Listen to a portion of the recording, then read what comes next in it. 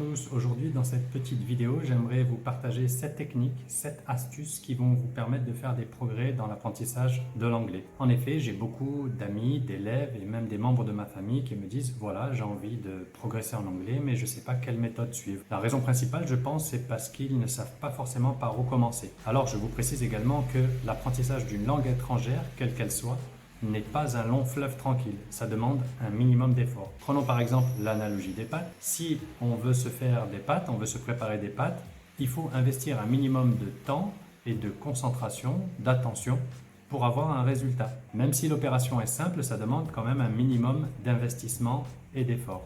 C'est la même chose pour les langues, il faut s'accrocher et s'investir un minimum. Alors voici pêle-mêle les 7 astuces qui vont vous permettre de progresser dans l'apprentissage de la langue de Shakespeare. Première technique très simple, elle plaira à tous les mélomanes. Il s'agit en fait de choisir vos artistes préférés et d'écouter leurs chansons attentivement, de les étudier.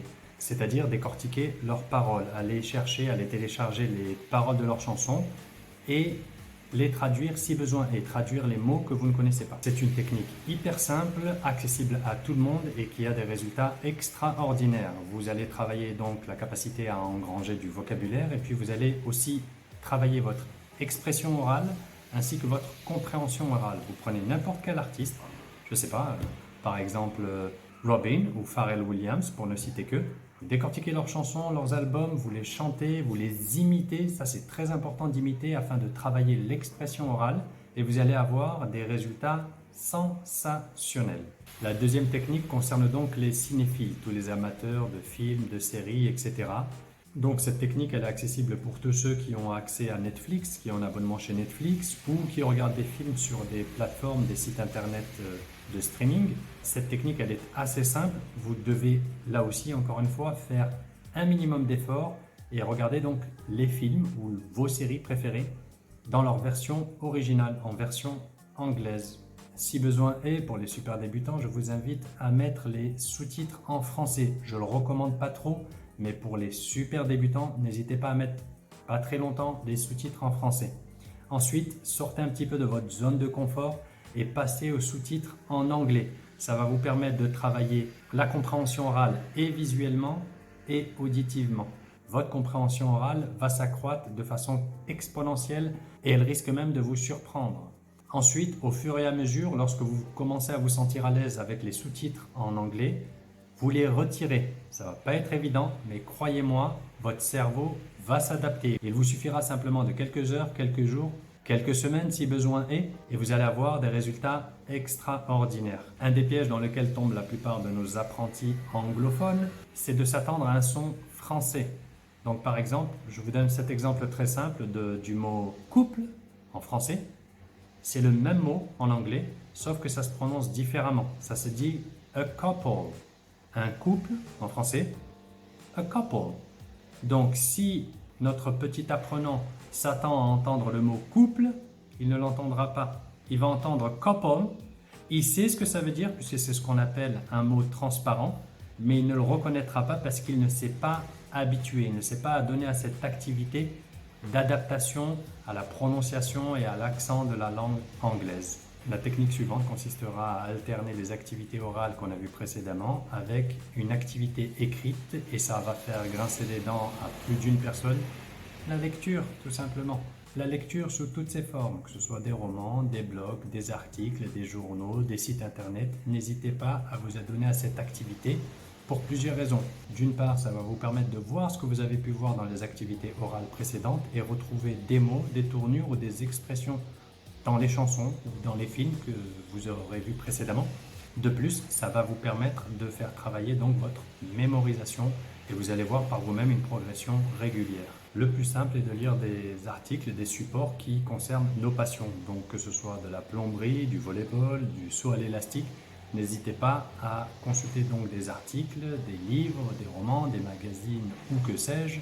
Vous verrez que le temps va passer déjà beaucoup plus vite. Et puis je vous précise par là même qu'il ne s'agit pas de lire des choses 3 heures par jour. 5 minutes, 10 minutes maximum par jour, ça vous suffira amplement à couvrir cette activité de compréhension écrite.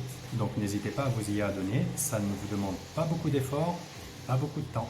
Alors une autre astuce très importante, assez basique mais très importante, consistera donc à mettre des post-it ou à prendre un carnet sur lesquels vous allez écrire tous les termes, tous les mots que vous allez apprendre, tous les nouveaux mots.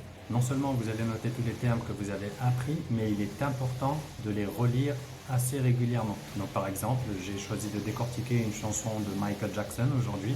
J'essaie de voir un petit peu les mots que je ne connaissais pas. Je vais les chercher dans un dictionnaire, je les note dans mon carnet ou sur un post-it éventuellement. Donc j'ai fait cette activité ce matin et il s'agira au moins, au plus tard, de lire les nouveaux termes que j'ai appris dans un délai de 24 heures environ. Donc si vous lisez le soir, c'est bien. Si vous relisez le lendemain matin, c'est pas non plus dramatique. L'idée, c'est de répéter et revoir ce qu'on a appris. Une autre technique toute simple et accessible à tous, là aussi, puisqu'elle se situe dans le creux de la main de tout le monde, c'est-à-dire dans le téléphone que tout le monde a. Cette technique consistera simplement à changer le menu de votre téléphone et de vous adapter, vous familiariser et intégrer la langue anglaise en s'appuyant sur le menu du téléphone. Une autre technique, encore une fois accessible à tout le monde et qui réside encore une fois dans le creux de votre main, cette technique, il s'agit simplement de s'enregistrer une fois par semaine, une fois tous les 15 jours ou une fois par mois, ça c'est selon le profil de chacun. N'hésitez pas à vous enregistrer afin de voir éventuellement l'évolution de votre progression. C'est très important et ça permet aussi de s'auto-motiver. Donc de se dire lundi j'ai réussi à parler pendant 1 minute non-stop et puis j'ai commencé un petit peu à bafouiller. Et puis lundi suivant, j'arrive à parler pendant 1 minute et 10 secondes, 1 minute et 30 secondes, peu importe. Vous allez voir de la progression et cette progression va être source d'énergie positive et donc d'auto-motivation. L'astuce et la technique la plus probante, la plus pertinente, la plus efficace en termes de résultats, c'est d'aller dans un pays anglophone. Donc que ce soit l'Angleterre, les États-Unis, l'Australie, peu importe quel pays anglophone, un séjour, quel qu'il soit, je ne dirais minimal, je dirais au moins 15 jours, allez, un mois, vous métamorphosera en termes de progression et de niveau d'anglais. Il s'agira bien sûr de s'intégrer et de s'immerger totalement dans ce pays. Essayez d'éviter donc les regroupements communautaires, j'ai envie de dire. Généralement, émotionnellement, ça nous permet de nous rassurer. Mais quand on va dans un pays anglophone, c'est pour apprendre la langue et la culture du pays concerné. N'hésitez pas à sortir donc de votre zone de confort, à vous mêler, à vous mélanger à la culture, à la langue du pays et vous allez voir, votre cerveau va s'adapter en un temps que vous n'imaginez même pas et ça va vous permettre de faire une progression exponentielle. Pendant ce séjour, n'hésitez pas donc à vous inscrire dans des associations sportives, caritatives ou autres qui va vous permettre en fait de multiplier les échanges.